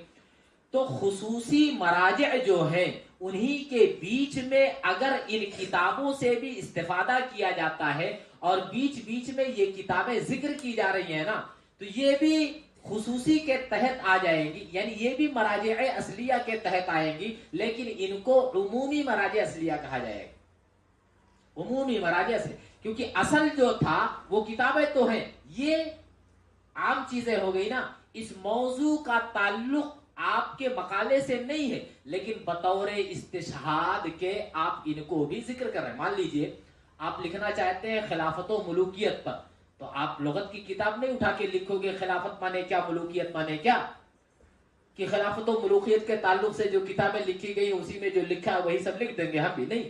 لغت کی کتاب اگر معنی کی وضاحت آپ کرنا چاہتے ہیں، خلافت کا معنی کیا ہوتا ہے، ملوکیت کا معنی کیا ہوتا ہے، تو آپ کو لغت کی کتاب بھی دیکھنا پڑے گا۔ تو یہ عمومی مراجع اصلیہ کہلائے، اصلی تو ہے وہ، کیونکہ لغت میں اصل ہے نا وہ، کی نہیں ہے، لیکن آپ کے مقالے کے اصل میں نہیں آتے، عموم میں آ جاتے ہیں، اس لیے عمومی مراجع اصلیہ کہلاتے، ٹھیک ہے۔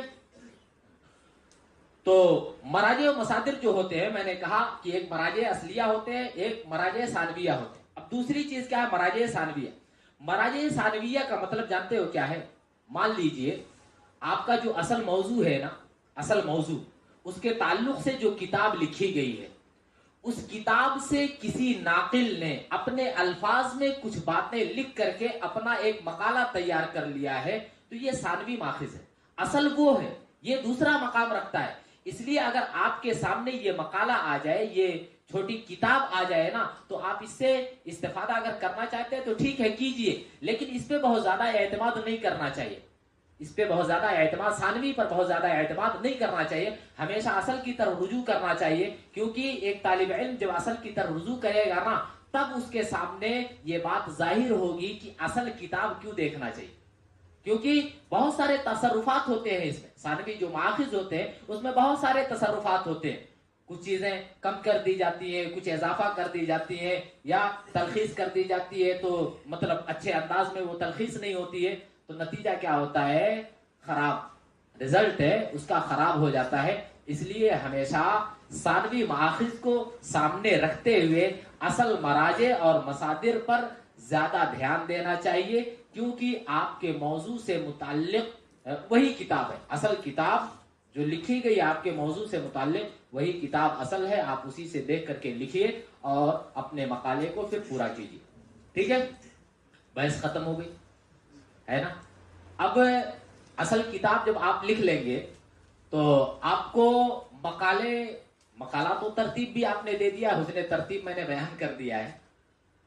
ایک مقالہ کی جب ترتیب دیں گے نا تو فرسٹ ہوتا ہے ٹائٹل پیج، جانتے ہو نا، جس کو سر ورق کہا جاتا ہے یا چہرے کتاب کہا جاتا ہے، ٹائٹل پیج ہوتا ہے۔ ایک ورق اس کے لیے ہونا چاہیے، اس کے بعد ایک ورق ہونا چاہیے جس کو خالی رکھا جائے، بیاض ہو وہ خالی چھوڑ دو، ٹھیک ہے۔ یا اگر لکھنا چاہتے ہیں تو اس پہ انتساب وغیرہ لکھ سکتے ہیں، کس کی طرف نسبت ہے، انتساب لکھا جاتا ہے کہ نہیں لکھا جاتا، ٹھیک ہے۔ اس کے بعد ایک صفحہ آپ کے فہرست کا بھی ہوتا ہے، اس کا بھی خیال کرنا چاہیے۔ ایک صفحہ یا چند صفحات مقدمے کے لیے ہوتے ہیں، اس کا بھی خیال کرنا چاہیے۔ یا مقدمے میں کئی چیزیں آ جاتی ہیں، ایک تو مقدمہ ہوتا ہے، دوسرے سبب و اختیار الموضوع ہوتا ہے، تیسرا ہدیہ تشکر امتنان ہوتا ہے، اس طریقے سے، یا آپ نے کچھ نہج سے کام کیا ہے وہ بھی ہوتا ہے۔ تو مقدمے کے لیے کئی اوراق آپ کو چھوڑنے پڑیں گے۔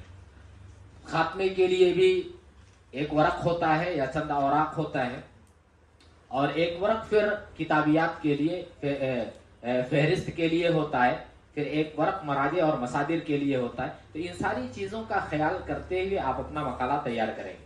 اس کے بیچ میں اصل موضوع ہے، ادھر مقدمہ ہے، مقدمے کے بعد اصل موضوع ہے، اور اس کے بعد خاتمہ ہوگا، خاتمے کے بعد پھر کیا ہوگی، کس ترتیب سے آپ نے لکھا ہے وہ فلاں بحث اس صفحے پہ مل جائے گی، فہرست جسے آپ کہتے ہیں وہ، پھر آخر میں مراجع اور مصادر، اس ترتیب کے ساتھ آپ لکھیں گے، انشاءاللہ آپ کا مقالہ بہتر سے بہتر ہو سکتا ہے۔ اللہ رب العالمین سے دعا ہے کہ ہم نے جو بھی باتیں کہیں اور سنی ہیں، اللہ رب العالمین اس کے مطابق ہمیں عمل کرنے کی توفیق عطا فرمائیں۔ آمین۔ السلام علیکم ورحمۃ اللہ۔